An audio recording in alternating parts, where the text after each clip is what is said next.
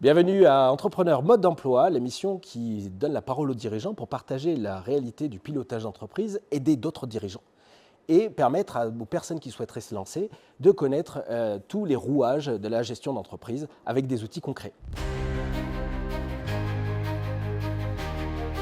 Bonjour et bienvenue à Entrepreneur Mode d'Emploi. Aujourd'hui, j'ai la chance de recevoir Sophie Pousset, cuisiniste. Bonjour Sophie. Bonjour Nelson. Sophie, c'est un peu particulier parce qu'en fait, on est chez toi depuis le début de l'émission. Merci déjà de nous accueillir. Avec plaisir.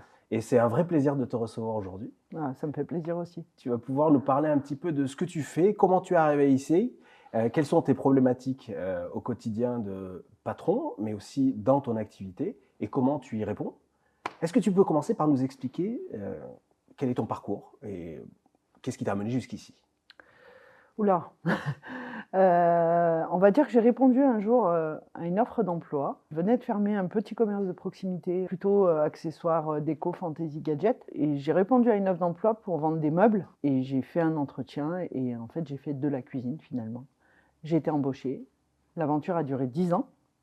Après, j'ai travaillé dans un autre endroit en tant que responsable de magasin. J'ai développé l'activité et puis, ce faisant, j'ai rencontré mon associé, Jérôme. D'accord, tu es associé aujourd'hui, donc tu as Bien été sûr. à salarié jusque-là. Maintenant, tu es associé à Jérôme d'accord. Trollier, et en fait qui était poseur, donc dans la même structure dans laquelle je travaillais. Nous avons décidé de quitter l'aventure du salariat pour se lancer un défi de création de société Et ça, c'était quand? en 2017. Ça fait 8 ans. Bientôt 8 ans. Au mois de juillet, ça fera 8 ans que l'entreprise a été créée.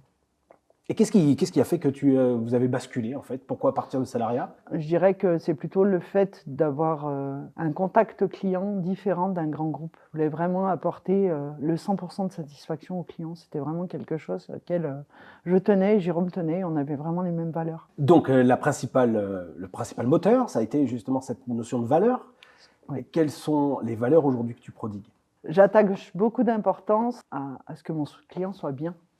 Le avant chez lui et les problématiques qu'il peut rencontrer, à l'après et tout le bonheur qu'il peut avoir et la facilité d'utilisation lorsqu'on est dans sa cuisine et qu'on a tout à portée de main et qu'on n'a pas à réfléchir, eh bien c'est vraiment simplement du pur bonheur quand on est passé de l'un à l'autre. Et qu'est-ce que ça change de passer d'un cuisiniste grand groupe, donc avec des chaînes de magasins, j'imagine, à aujourd'hui un cuisiniste indépendant? Est-ce qu'il y a des choses qui changent? Est-ce que c'est la qualité qui change? Est-ce que ce sont les prix qui changent? Au-delà du conseil? Effectivement, la vraie différence, c'est tout simplement que quand on est un petit groupe, enfin une petite entreprise comme la nôtre, eh bien vous avez 2 interlocuteurs. On est maître de nos projets, je les réalise, je les concrétise, Jérôme les installe et les pose. Si demain, nous avons un salarié concepteur ou conceptrice, vous aurez en face de vous uniquement le concepteur ou la conceptrice et Jérôme. Alors, on va parler justement de comment ça se passe au quotidien, mais est-ce que tu peux nous expliquer quels sont les métiers qu'il y a dans ton entreprise? Parce que tu parles de concepteur, ça veut dire quoi? Lorsqu'un client rentre chez un cuisiniste, il y a un dessin qui est fait. Donc une étude, c'est de la conception. C'est vraiment le dessin de la cuisine, c'est qu'est-ce que j'ai comme mur, qu'est-ce que j'ai comme dimension. Je vais chez le client, je prends toutes les mesures qu'il y a à prendre, on prend un premier relevé de cote, on fait une première étude. Donc vous allez chez le client et vous faites des métrés, vous Tout à mesurez fait, l'intégralité tout à pour fait. confirmer ce qu'il vous en dit ou emmener comme plan. Une fois que le projet est établi et validé par le client, à ce moment-là, Jérôme, mon associé, va prendre toutes les cotes et vérifier tout ce que nous, on ne vérifie pas. Vérifier sous les plaintes, vérifier dans les éviers, vérifier 100% de problématiques et les enlever. Donc il y a une vraie prise de cote par un professionnel et qui vérifie 100% des choses. Donc du coup, il y a toi qui accueille le client, Oui. qui fait les plans, Mmh. et il y a Jérôme qui s'occupe de la partie plus technique. Exactement. Donc prise de cote définitive, ce que nous on appelle prise de cote définitive, réalisation des plans techniques électriques et plomberie, et après, passage de commande, préparation de la livraison, installation. Alors, combien de temps il faut pour, si j'ai une idée, du moment où en fait je suis venu dans ton magasin et l'installation, il faut compter combien de temps à peu près? Sur la base, ça serait plutôt 6 semaines à, on va dire, 2 ans maximum. 2 ans? Oui, quand on est en construction, les promoteurs, concepteurs, lotisseurs, enfin bon, les gens qui créent la maison demandent aux clients de valider leur projet cuisine de suite pour qu'ils aient les plans techniques de suite, pour savoir où sortir l'eau parfaitement, l'électricité, etc. Ce qui évite des frais supplémentaires après. Alors, on va parler de toute la partie commercialisation juste après. Par contre, au niveau de ton activité, tu as commencé avec des cuisines. Aujourd'hui, tu ne fais que ça ou tu fais d'autres choses? Non, je fais plein de choses. Mais j'ai jamais commencé que de la cuisine, D'accord. puisque j'ai vendu du meuble, de la salle de bain, etc. Lorsqu'un client vient nous voir avec un projet cuisine et qui se dit est-ce que je vais arriver à tomber mon mur, est-ce que je dois déplacer mon salon, comment je peux réorganiser ma pièce pour qu'elle soit plus agréable, plus vivante, plus lumineuse, c'est là où j'interviens et on travaille sur plan. Au besoin, on a des partenaires locaux avec lesquels on travaille, donc on donne leur nom. Donc, au-delà de cuisiniste, en fait, tu es réellement un agenceur. Exactement. Tu réorganises l'habitat Oui. selon les volontés de ton client, c'est C'est ça? ça, exactement. Et pour ça, tu vas faire appel à des personnes des sous-traitants Oui, qui tout à vont, fait. qui vont compléter finalement ton offre? Exact. Par contre, ce n'est pas des sous-traitants, c'est vraiment des partenaires. Ah, d'accord, ok. C'est la question que j'allais te poser. Du coup, tu n'es pas maître d'œuvre là-dessus? Ah non, pas du tout. Au contraire, tu travailles main dans la main avec ces personnes-là, mais Exact. tu ne les diriges pas. Je les dirige dans le sens où je les oblige à tenir un planning. Et je leur donne quand même les informations techniques qu'ils ont besoin. Ton métier d'agenceur, il implique forcément beaucoup de déconvenues par rapport aux envies, parce que c'est lié aux envies des clients. Comment tu te rends compte quand un client arrive avec la folie des grandeurs et que tu vas avoir un côté forcément déceptif lorsque tu vas faire ton rendu? En fait, c'est tout simple. Je compare souvent mon activité au véhicule. Grosso modo, lorsque un client vient me voir et que je lui demande un ordre d'idée de prix, dans 99% des cas, il me dit « j'en ai aucune idée ». Je leur dis que finalement, quand ils vont chez un concessionnaire automobile, ils savent s'ils veulent une marque ou une autre. Si on va plutôt dans l'entrée de gamme ou dans la moyenne gamme, ou alors vraiment vers des produits beaucoup plus cotés et beaucoup plus chers, on va dire. Tu es en mesure de pouvoir répondre à tout l'éventail de gamme de prix aujourd'hui? J'ai cette chance-là, oui. En étant indépendant, j'ai cette chance-là, de pouvoir travailler avec plusieurs fournisseurs, plusieurs gammes de produits. Et puis, n'oublions pas qu'une cuisine, c'est un peu toutes les options qui font la différence. Si je prends plein de meubles bas porte et que je les mets les uns à côté des autres, ça ne sera pas cher. Mais par contre, en fonctionnalité, ça ne marchera pas.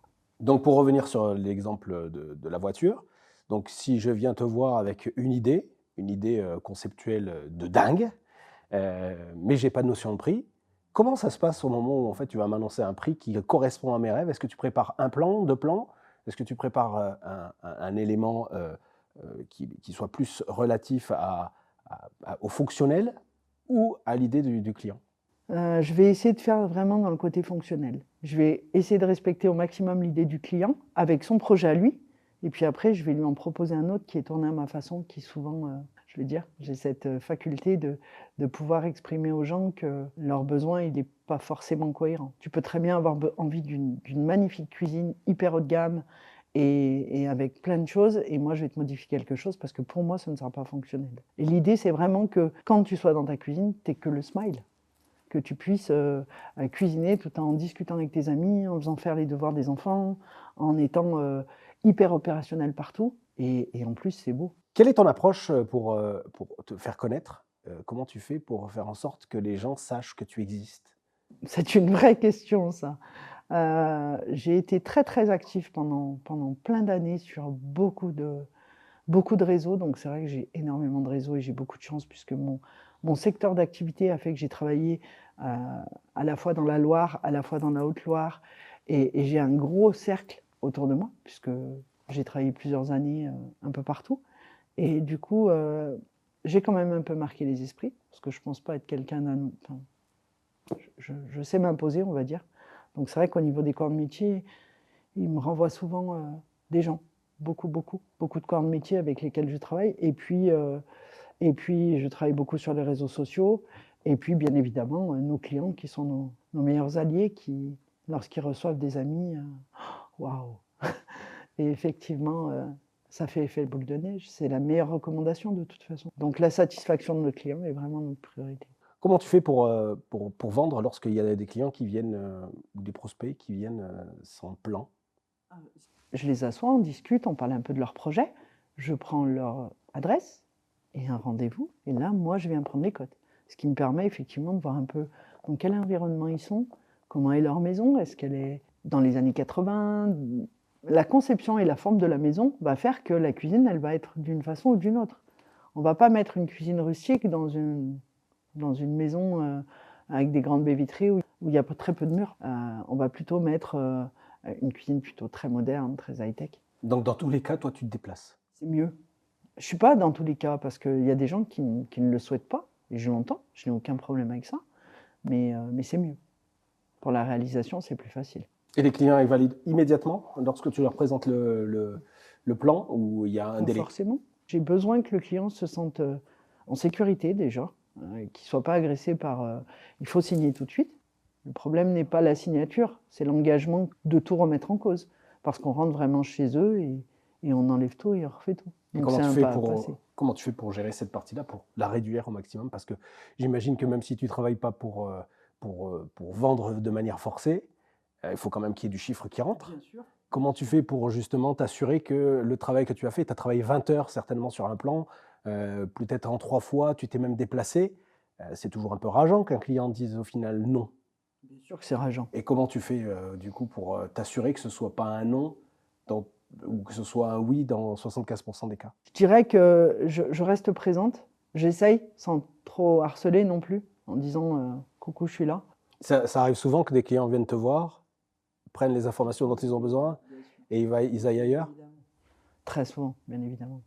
Les gens viennent viennent chez toi pour le conseil, pour la qualité, pour les idées. Et du coup, s'ils veulent du prix, ils vont prendre tout ça, ils vont aller autre part. Ils sont capables d'y répondre, les autres? Je dirais que si les gens avaient vraiment l'idée du temps que nous, on passe sur un projet, effectivement, ils réagiraient différemment. Pour faire ton activité, alors on est dans un showroom ici, hein, vous ne voyez pas, mais il y a combien de mètres carrés? 400? Il y a 400 mètres carrés de showroom où tu présentes différents produits, dont cette cuisine magnifique. Est-ce que c'est vraiment nécessaire d'avoir un showroom quand on est cuisiniste? C'est toujours bien de montrer ce qu'on sait faire. C'est important. Et c'est vrai que 8 ans après, on continue à le faire évoluer et j'espère qu'on évoluera encore longtemps. Parce que c'est vraiment le but, c'est de montrer notre capacité à faire les choses, puisqu'on a peu d'expos, mais pas tout à fait comme tout le monde. On va dire, on aime bien mettre notre touche personnelle, entre guillemets. On aura difficilement 2 expos pareils. Qu'est-ce qui explique que toi, tu sois encore debout et que d'autres peinent plus à faire leur activité? Parce qu'on est solide et qu'on se bat, soyons honnêtes.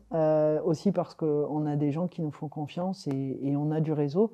Maintenant, dire que l'activité va bien, ce serait mentir, mais on ne peut pas se plaindre de l'activité qu'on a étant donné qu'on travaille. Donc je pense qu'il y a aussi cette sérénité des gens qui viennent nous voir, de nous dire qu'ils vont avoir un projet abouti et un projet qui tiendra la route. Récemment, tu as une idée un petit peu carrément novatrice, c'est que tu as décidé de profiter de l'espace de ton showroom pour en faire un espace d'agora, un coworking, qui permettent à tout un chacun de venir présenter, de venir faire une soirée. Il y a tout un espace juste là derrière, où il y a des chaises, il y a un écran, la cuisine, on peut en profiter, venir faire à manger.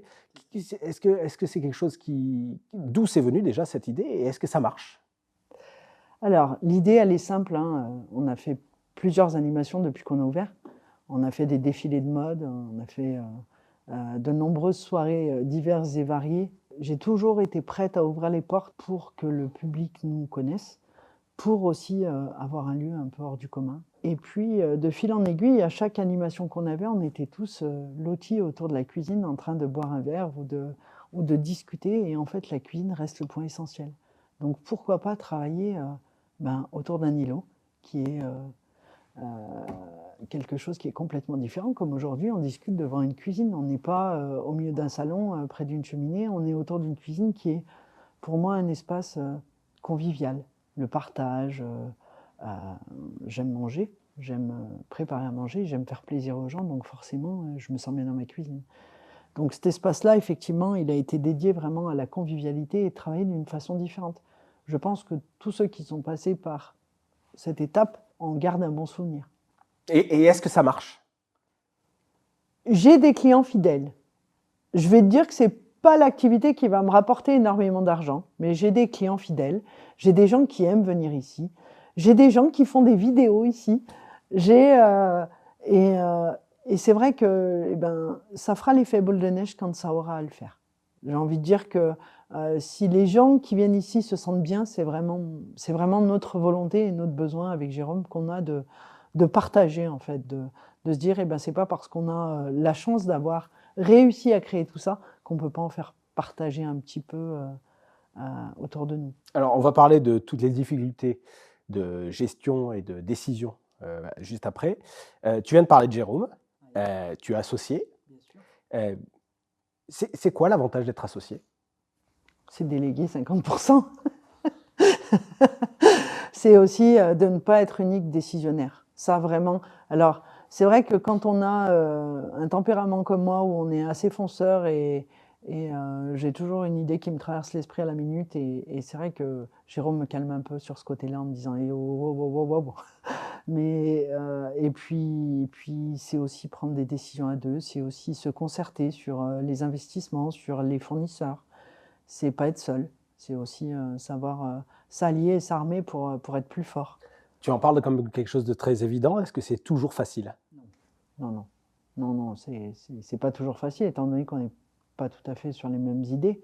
Donc effectivement, on se complète beaucoup, mais justement, le fait de se compléter, mais de ne pas être tout à fait dans les mêmes choses, bien évidemment, comme tout couple, parce qu'on passe plus de temps ensemble qu'avec nos conjoints respectifs. Et c'est vrai qu'on est un petit couple, et ben, bien évidemment, des fois, ben, il faut que ça clash pour mieux avancer et pour repartir à zéro. Et c'est vrai que la cohabitation reste difficile. Homme-femme, c'est quand même plus facile, je pense. Étant donné qu'il y a quand même le respect de chacun, je pense que c'est plus facile que femme-femme ou homme-homme. Maintenant, c'est peut-être qu'une idée reçue. Quelles sont les choses que tu ne supportes pas dans l'association en elle-même? Est-ce que à des moments, tu te sens un peu contrainte, ou il y a des choses qui sont que tu te dis que si tu avais été seule, ça serait mieux? Lorsque l'associé ou moi-même, on ne suit pas l'autre, en fait. Quand il y a une prise de décision qui est faite, surtout, peu importe, et que l'autre ne suit pas. Là, c'est très compliqué. Et ça arrive souvent? C'est arrivé. Maintenant, je ne vais pas dire que ça arrive à jamais à personne, mais je dirais que c'est le plus compliqué. C'est aussi de se dire, j'y crois, je suis sûr à 100%, et que l'autre n'y croit pas du tout, et qu'on doit abandonner le projet. C'est aussi... Ouais. On reste un couple. On reste un couple avec des idées, avec des pensées, avec chacun notre vie, chaque entrepreneur qu'on soit, on a des idées, on a des pensées, on a des choses qu'on a plus ou moins envie, un investissement qu'on a envie de faire et que l'autre ne veut pas, lequel des deux va plier. C'est vraiment cette vie de couple. C'est une grosse partie de négociation, en fait, oui. entre vous, qui est constante. Oui. Et puis aussi, c'est le fait de se dire, aujourd'hui, j'ai besoin de m'appuyer sur toi, est-ce que tu es là pour y répondre, ou est-ce que tu es comme moi et tu as besoin de t'appuyer sur moi? Donc c'est vrai qu'on est un couple, clairement. Bon, sans toute la partie sentimentale, mais toute la partie gestion de la vie, c'est vraiment voilà, l'idée d'une personne, enfin de deux personnes qui doivent gérer le quotidien avec chacun sa partie. C'est là où on est très bon, c'est qu'en fait j'ai ma partie à moi, on va dire conception, papier, gestion d'entreprise, et Jérôme, ça va plutôt être technique, tout ce qui est chantier, gestion de l'outillage, du stock, quincaillerie, etc. Donc on a vraiment chacun notre partie, et c'est pour ça qu'on s'entend bien d'ailleurs. Si maintenant on va rentrer un peu plus dans ton deuxième métier, qui est celui de patronne. Celui que j'aime le moins, je dois être honnête. Ah, d'accord, pourquoi tu l'aimes pas? Enfin, moins, du moins. Parce que c'est compliqué quand même. On ne s'invente pas patron, il n'y a pas de... J'ai envie de dire, il n'y a pas d'école. On s'imagine une facilité, et en fait on se rend compte que bah oui, c'est pas si simple de se dire est-ce que je vais être en capacité de gérer le travail que j'adore, la gestion des papiers, de l'administratif, de payer les charges, de plein de choses, tellement de choses au millimètre. Si on synthèse, enfin, si on planifie pas tout ça dans notre agenda, on n'y arrive pas. On se sent submergé, et heureusement j'ai eu des bons alliés, mais c'est pas si simple. J'ai encore plein de choses à apprendre, et j'adore ça, mais aussi être eh bien, réactif avec ses fournisseurs, trouver des clients, trouver la communication qui va aller autour, etc. Donc c'est ce rôle-là de chef d'entreprise qui, en plus de tout ce qu'on a appris et qui nous prend beaucoup de temps, parce que dessiner un projet client, c'est pas un claquement de doigts, c'est vraiment des heures de travail quand on veut que ce soit bien fait. Eh bien, effectivement, il faut aussi après avoir toute cette partie gestion de l'entreprise qui reste compliquée. Est-ce que je gagne bien ma vie en tant qu'agenceur? En tant que salarié, oui. En tant que salarié, oui. En tant que chef d'entreprise, au prorata du nombre d'heures qu'on fait, ça reste non. Donc c'est un métier passion? C'est un métier passion.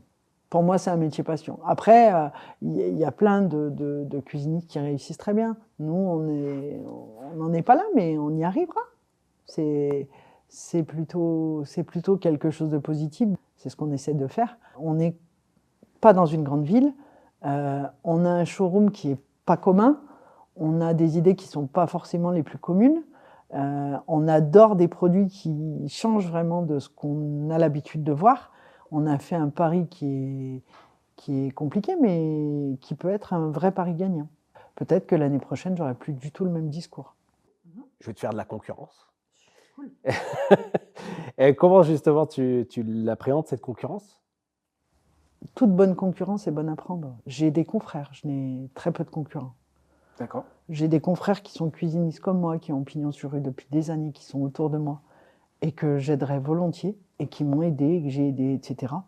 Et puis j'ai plus des concurrents qui sont des grandes enseignes, qui communiquent sur un prix, voilà, ça me va beaucoup moins. C'est plus mes concurrents.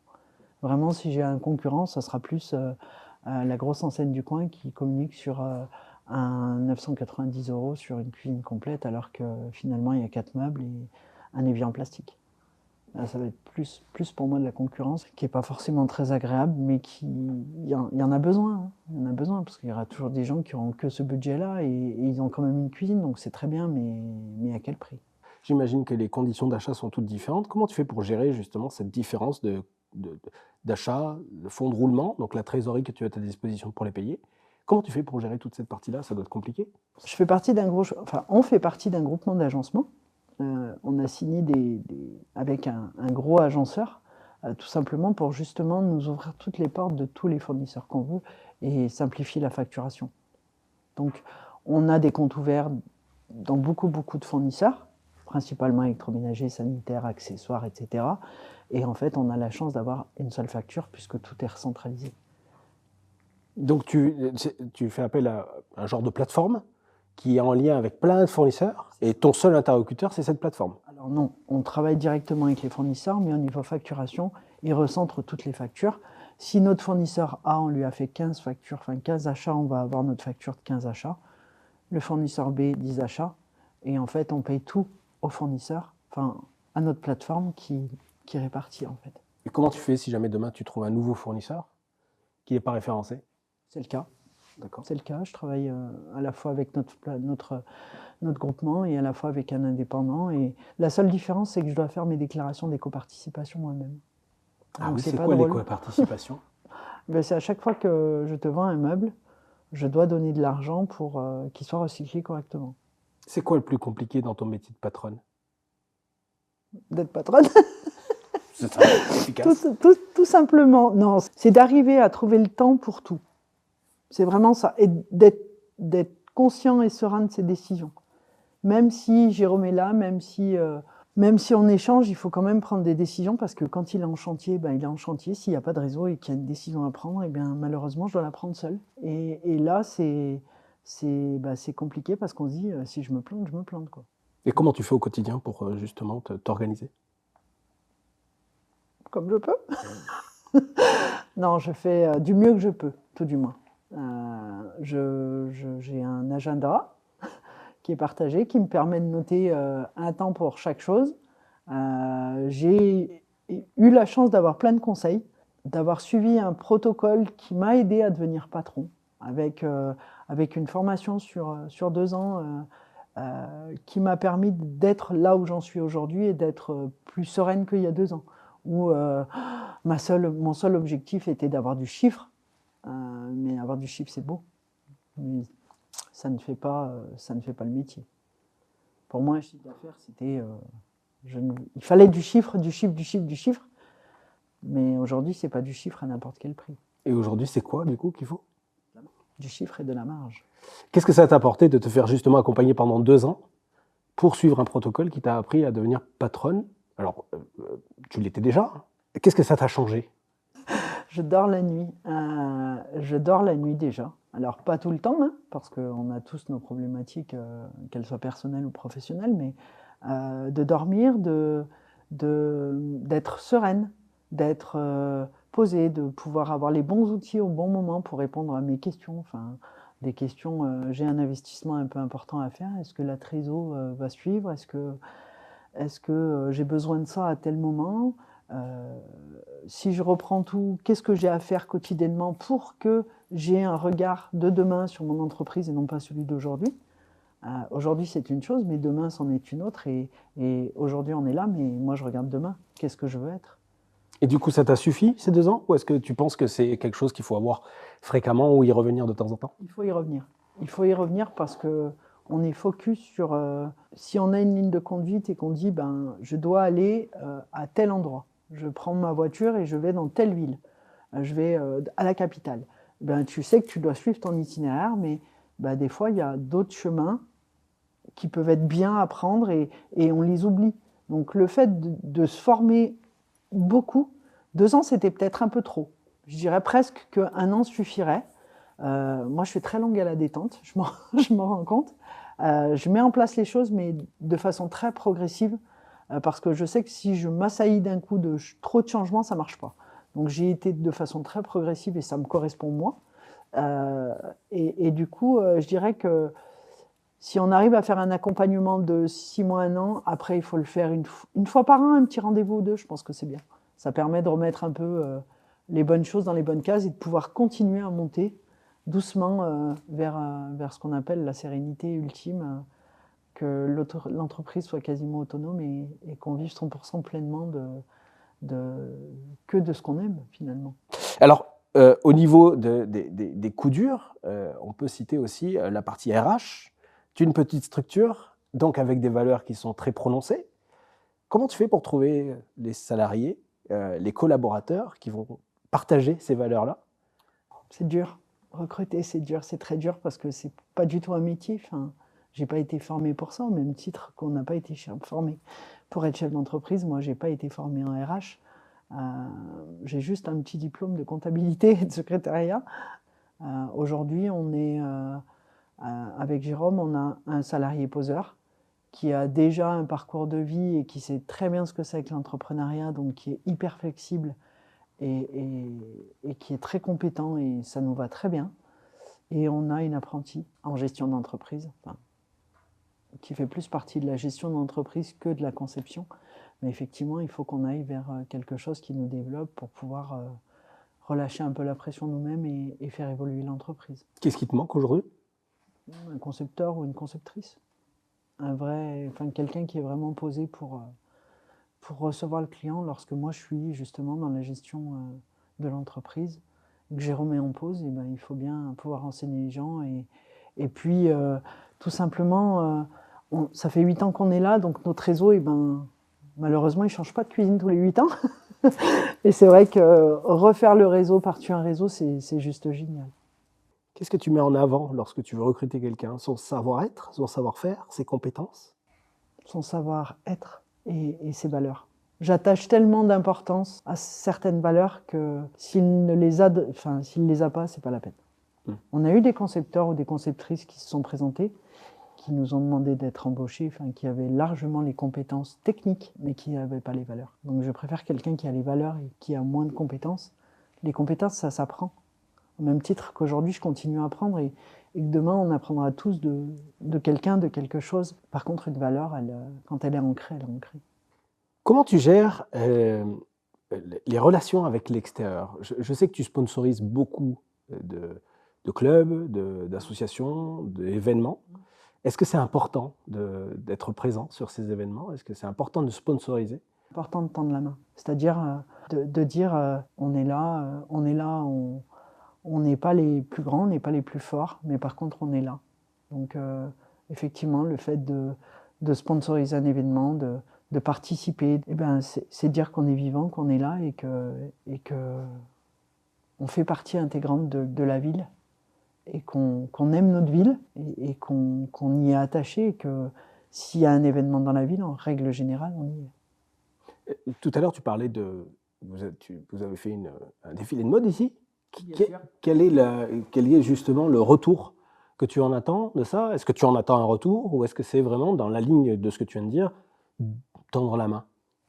Alors la première idée, c'était l'image. C'était de dire, on est là, on existe. Parce que mine de rien, 8 ans après, j'ai encore des gens qui rentrent pour l'ancien magasin qui était ici, surtout en période de Noël, puisqu'il y avait quelques articles de Noël apparemment. Malheureusement, 8 ans après, les gens reviennent. C'est pas des gens d'ici, mais c'est des gens qui ont été de passage et qui se souvenaient qu'il y avait un magasin ici. Et je me dis que pas tout le monde nous connaît et pas tout le monde sait qu'on est cuisiniste et que pas tout le monde sait ce que c'est qu'un agenceur. Et pas tout le monde sait qui on est. Et en fait, le fait de faire des animations comme ça, sur la base, c'était le départ. C'était vraiment la visibilité et faire rentrer n'importe qui. De se dire, beaucoup de gens n'osent pas franchir la porte, donc c'était une façon facile de les faire rentrer. Et puis de fil en aiguille, ben, on adore ça. On aime bien planifier, on a des choses qui sont prévues pour 2025, un salon notamment, qui l'année dernière a vraiment fonctionné et a amené beaucoup de monde, et cette année j'espère encore plus. Et c'est vrai que c'est une façon autre que les gens ont d'être dans un magasin. Donc du coup, tu vas faire un salon, ou tu as déjà fait un salon. Alors c'est un salon du bien-être, Bien si sûr. mes souvenirs sont bons, Ouais. où tous les exposants, il y en a combien? Je dirais 20. Une vingtaine? Ils vont Il me occuper semble que tout- c'est une vingtaine. J'ai pas les chiffres de cette année en tête, mais l'année dernière, il y en avait une vingtaine. Et du coup, ils vont occuper tout l'espace de ton showroom pour présenter du coup leur activité. Et ça draine énormément de monde? Ça a drainé pas mal de monde. Oui. L'année dernière, il y a eu vraiment beaucoup d'entrées. C'était fou. Il y a eu de la danse au milieu de l'espace où on est. Il y a eu des conférences, il y a eu des massages, il y a eu des choses. Mais en fait, ça nous permet de vivre des moments qui sont carrément exceptionnels avec des gens exceptionnels. Donc, bien évidemment qu'on peut que signer. Et tu as eu des retombées financières de cette partie-là? J'ai des gens qui m'ont dit, je suis venu pendant le salon, j'ai un projet, donc effectivement, on va se poser. Mais si, j'en ai eu quelques-unes quand même. Donc Pas oui, tant que tu en ça. as eu... Oui, j'en ai eu une ou ouais. deux, mais longtemps après. Mais c'est pas grave, les gens savent qu'on est là. Ils ont vu ce qu'on fait. Ça a marqué les esprits Exactement. dans un cadre... Au même titre que quand on a des filles qui défilent en sous-vêtements sur un tapis rouge au milieu d'un magasin de cuisine, eh bien ça marque les esprits. Oui, ça peut marquer les esprits. Ou des filles qui font de la pole dance au milieu de la place qui est à côté ou à l'intérieur du magasin, ça marque les esprits. Des voitures des très belles voitures qui ont été exposées, des motos, On voit bien qu'au travers de toute ton expérience, de toute ton aventure, tu es beaucoup dans le partage de tes valeurs, dans le partage de ta conception d'une cuisine, dans le partage de ta conception de la cuisine elle-même, mais aussi des passions des autres. C'est quoi la limite que tu t'imposes financièrement ou stratégiquement pour ton entreprise? Quel est le pas que tu ne dépasseras pas pour le partage? Je dirais que ce n'est pas un pas, ce serait plutôt une valeur. À partir du moment où il n'y aura pas le respect escompté, il n'y aura pas de partage, pas d'échange. Ce n'est pas du financier, c'est plus vraiment l'état d'esprit et ce que ça apporte et ce que ça peut emmener. Après, du matériel, on a eu aidé des jeunes qui faisaient le 4L Trophy, on a eu aidé des gens en faisant des chèques plutôt agréables pour eux, parce qu'on avait la capacité de le faire. Maintenant, aujourd'hui, donner pour donner, ce n'est pas l'intérêt. Sophie commencera en 2025. Est-ce qu'elle se relancerait dans la voiture comme elle s'est lancée il y a 8 ans? Non. Pourquoi? Parce que mine de rien, c'est dur, c'est pas simple, hein, et on ne sait pas trop où va l'avenir, on ne sait pas trop ce que demain sera fait, on ne sait pas trop la peur. J'adore ce que je vis, mais à quel prix? Du coup, pourquoi tu ne plaques pas tout? Parce que j'en suis pas capable, clairement. J'aime trop ça. J'y ai trop investi émotionnellement et j'ai pas investi que moi. Il y a mes enfants, il y a mon conjoint, il y a la femme de Jérôme, il y a ses enfants à lui, ses filles. Il n'y a pas que nous dans l'aventure, il y a tout ce qu'il y a autour, tout ce que ça en découle. On ne peut pas baisser les bras comme ça. Si demain, quelqu'un venait et te disait « je rachète tout », et qu'en plus ils te permettent d'en sortir un billet qui te permet de faire finir ta vie tranquillement, t'arrêterais? Je sais pas. Oui, mais peut-être que je recommencerai quelque chose ailleurs, différent. Mais je suis incapable de rester sans rien faire. Je suis une hyperactive.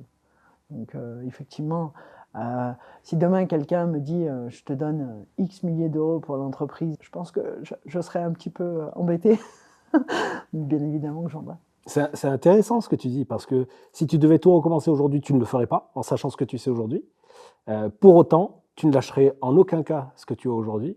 Tu t'es habitué, tu as découvert une passion, tu as découvert une occupation qui te permettait de te sentir vivre.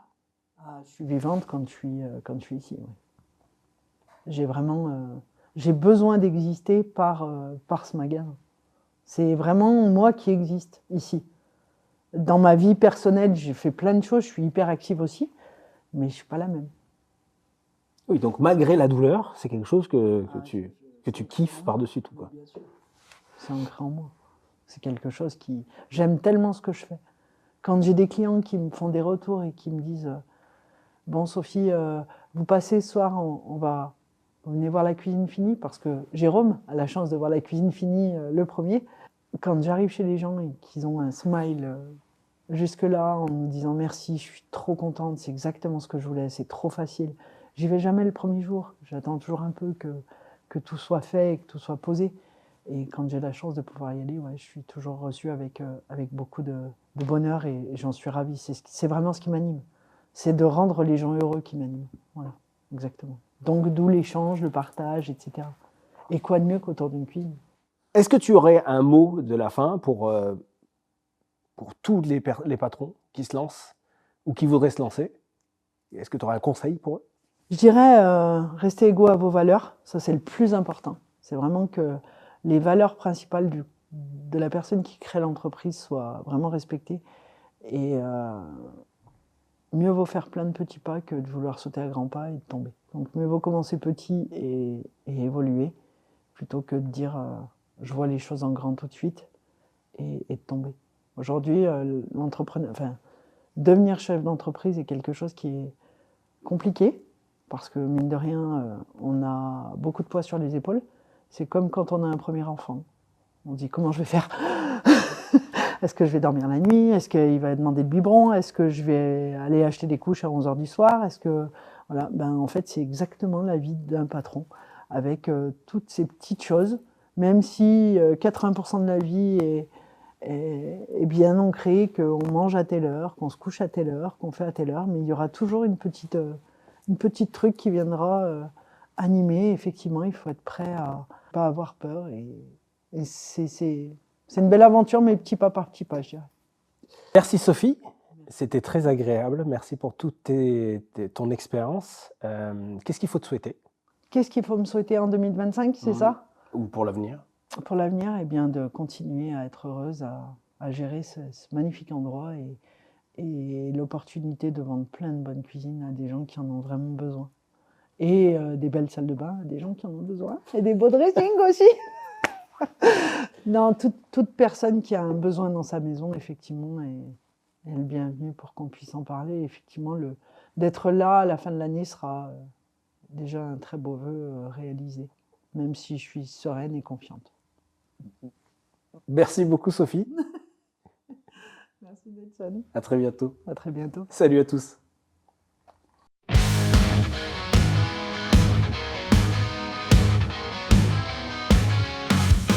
Capitaine du navire, je fais mes choix. Au vent du chiffre, navigue avec moi. Tableau en fil, les rapports parlent. Chaque décision marque une étoile.